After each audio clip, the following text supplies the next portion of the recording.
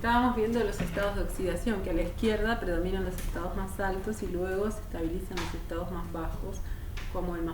Hay que hacer un repasito primero de diagramas de Latimer para ver la estabilidad de estos cationes en solución acuosa. ¿Ah? Bien, si vemos que podemos hacer un videíto también. Lo que les quería decir es que la estabilidad de los cationes, de los elementos de transición, no dependen del vacío, de la nada, porque la química siempre está rodeada de otras cosas. Y en este caso, estos elementos son grandes formadores de compuestos de coordinación. Son grandes formadores de compuestos de coordinación, que es una de las características, no sé si la pusimos, pero si no la pusimos, pónganla. O sea que forman compuestos de coordinación y muchos de esos compuestos de coordinación son coloreados. Y cuando hablamos de compuestos de coordinación, alguna idea tienen. Estamos hablando de que esos elementos, estos cationes van a estar rodeados, ¿sí?, por otras moléculas o aniones, neutros o aniones, y esas moléculas son las que van a determinar muchas veces la estabilidad de esos cationes. ¿Ah? Uno dice, ¿cómo es posible que el cobre 2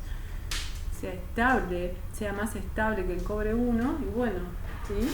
¿Cómo es posible? Pero ahí estamos hablando de química en solución acuosa, o sea que lo que va a depender es de la estabilidad frente al agua.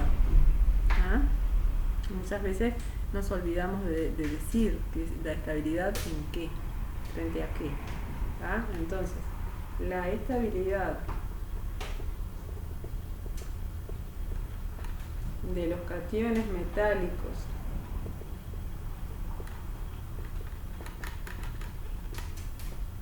de los elementos de transición depende de lo externo, o sea, del ambiente externo, o sea, de los ligantes, de los ligandos, o de las otras moléculas con las cuales pueda estar en contacto, o con los otros átomos con los cuales pueda estar en contacto, ¿sí? En el caso de cationes va a ser fundamentalmente de los ligandos, ¿sí? Depende de los ligandos o ligantes con que forman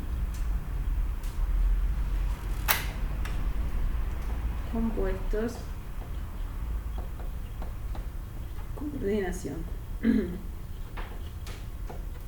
Lo voy a poner acá porque me parece que no lo pusimos. Es que los elementos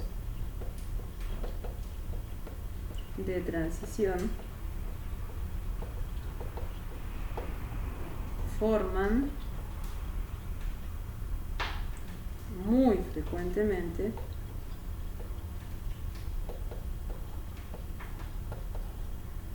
compuestos de coordinación, que es un tema sumamente importante y de muchísima importancia para la química inorgánica. De hecho, es la próxima unidad, ¿ah?, de química inorgánica 2.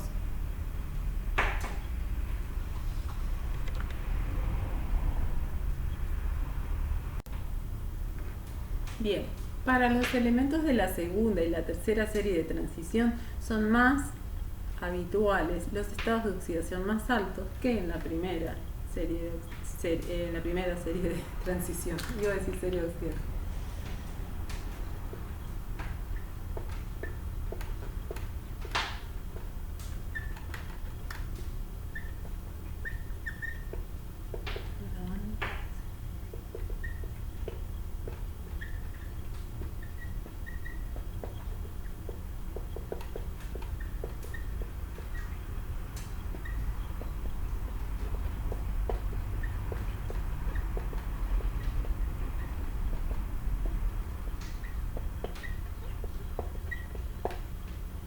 Entonces son más habituales en los estados de oxidación más altos. Bien, yo les tenía por acá, que luego se lo voy a subir, una tabla de estados de oxidación que tienen que tener. Esta, y ahora no recuerdo dónde salió, pero mire, está bonito. ¿Ven cómo hay una especie de aumento de estados de oxidación posible justo en la zona del medio?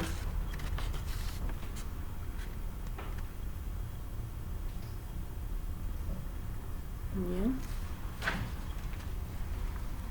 Acá tenemos los estados de oxidación positivos de los elementos de la primera serie, que también se los voy a subir puestos de otra forma.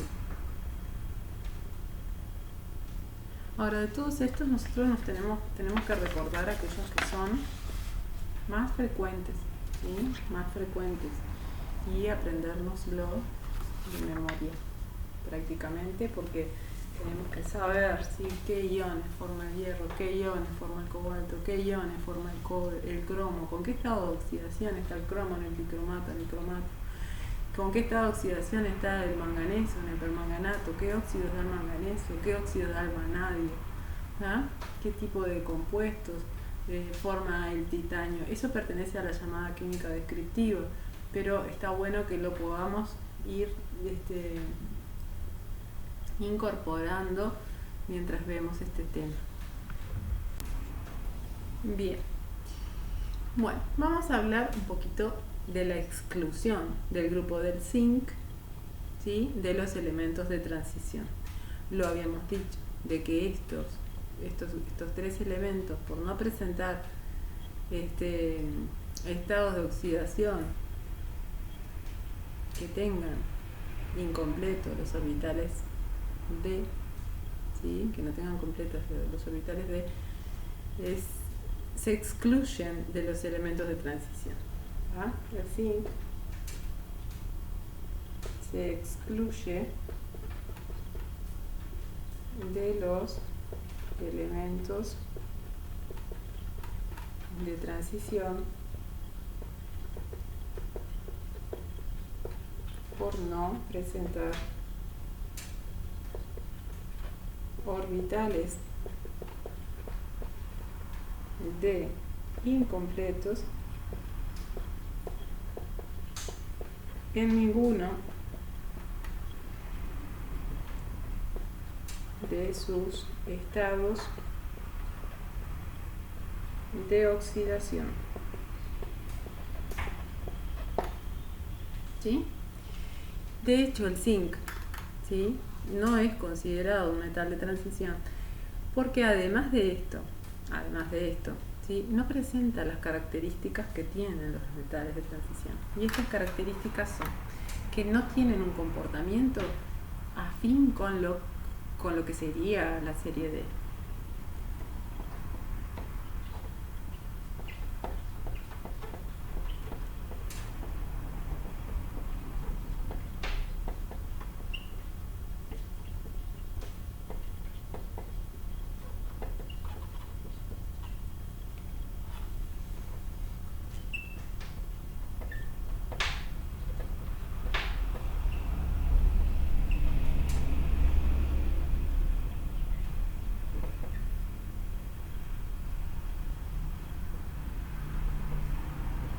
¿Sí? No se parece a los elementos de la primera serie de transición.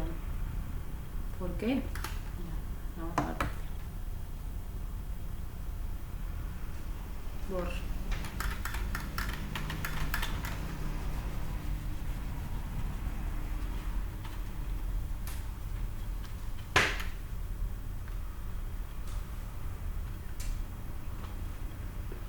Bien, en ningún caso el zinc es paramagnético, o sea que no presenta magnetismo.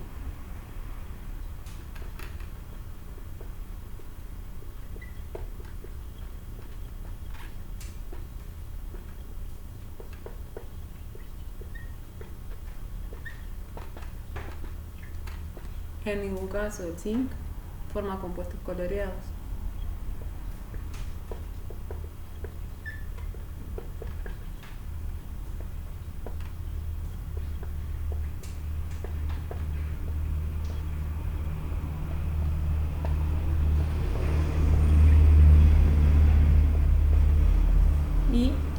otra es que sus compuestos de coordinación, si lo forman, son débiles debido a que el pequeño tamaño del catión.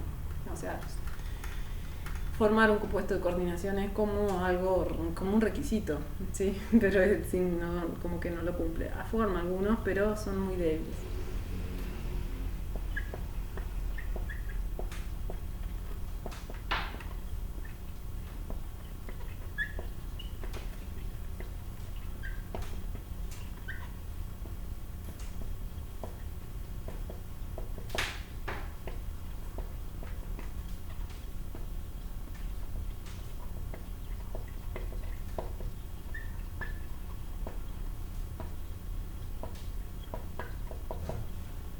¿Sí? Sin embargo, no hay que desconocer de que en la mayoría de los libros el bloque B va hasta el zinc. ¿Sí? No hay que desconocer eso. Tenemos que saber lo que dicen los libros. ¿Ah? Pero sí también tenemos que tener una postura en cuanto a decir, bueno, eso no es y por qué. ¿De acuerdo? Bien, el por qué el zinc no pertenece a los elementos del bloque D son estos. Sigamos viendo un poco más.